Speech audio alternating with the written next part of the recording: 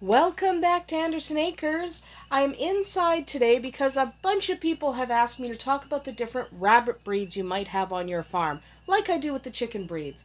So let's get started talking about the different types of rabbits you might want on your hobby farm. I'm going to start by talking about the American rabbit. If you haven't heard of this rabbit, I don't blame you. It is pretty rare, but it's a heritage breed and definitely worth a look. So the American Rabbit is one of the older rabbit breeds. It was recognized by ARBA, that's the American Rabbit Breeders Association, in 1917.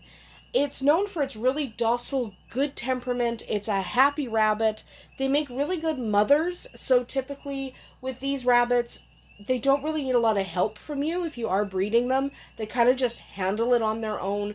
They make really good moms, and their kits are fantastic, adorable, and quite sweet. It is a historic breed, like I said, and it was originally called the German Blue Vienna. The name of the breed changed around World War I, and it became the American Rabbit. So because of that name change, and because people are not familiar with the American Rabbit, it is what sometimes happens is that people will have a mutt rabbit, so a rabbit that is a mixed breed or of no determinable breed, and they'll just call it an American. Kind of like with cats, how people will say, well, he's an American Shorthair.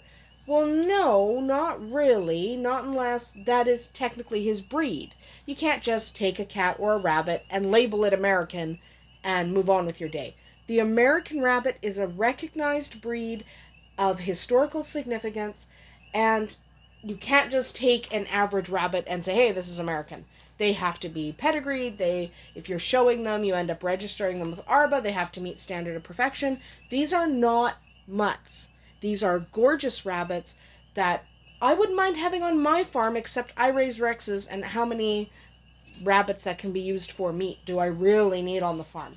But American rabbits are awesome. If you can get your hands on them, you should. So there are only two acceptable colors. There is the blue, which is a wonderfully deep slate blue, a gorgeous color. And then there's the red-eyed white. Those are the acceptable colors for showing. You will also occasionally find them in black or in a blue-eyed white, but neither of those colors are recognized by ARBA, so if you are going to show, you can't show the black or the blue-eyed whites. So if you are interested in showing, you're going to want to stick with the blue or the red-eyed whites.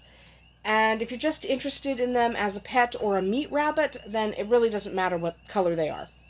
There is no dwarf version of this rabbit. They range from about 8 to 12 pounds, thereabouts. Females tend to be a little bit larger. They do have upright ears, so they're not a lop. And they have flyback fur. So flyback fur is standard fur. It's the normal fur you would think of when you think of rabbits, right? So it's not a Rex fur, it's not a flyaway, it's flyback. Flyback is normal rabbit fur, the fur most rabbits will have. They can be used for meat, they make good pets, and they're really not difficult to have at shows because they're a rarer breed. So sometimes they do really well in shows if they're a decent example because there isn't as much competition at the breed level. So if you're interested in showing, you might want to think about these guys. They were once critically endangered, but breeders kind of came together and decided they wanted to get off that critically endangered list and started shipping rabbits across the United States. They started re-importing some rabbits from Canada, where a bunch of them had ended up, especially in Alberta. And because of all that concentrated effort to keep these rabbits from going extinct, they are now on the threatened list. Still not great, but they're making progress. They're getting there. Okay, so they're doing better than they were, and it is important that we kind of preserve this heritage breed. They're a lovely, slow-growing rabbit, excellent for meat, and they make really good pets. So if we could preserve them, that would be excellent. And so far, we're doing a pretty good job. They are going up slowly in popularity. They are still one of the rarer breeds. But you know what? That's okay. They're making progress, and someone has to be on the rare breeds list, so why not the American? So the American Rabbit is a heritage breed. It is really, really hardy, and they're really good on homesteads. They tend to handle the heat and the cold fairly well, remembering that rabbits are kind of intolerant to heat to begin with.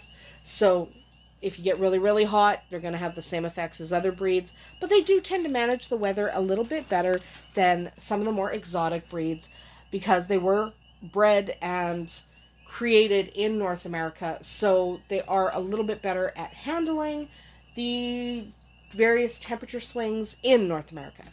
So if you have a North American homestead, you really might want to consider these guys. They are kind of awesome. That's about it for us here today at Andersen Acres. I hope you enjoyed learning a little bit about the American rabbit. We'll see you tomorrow.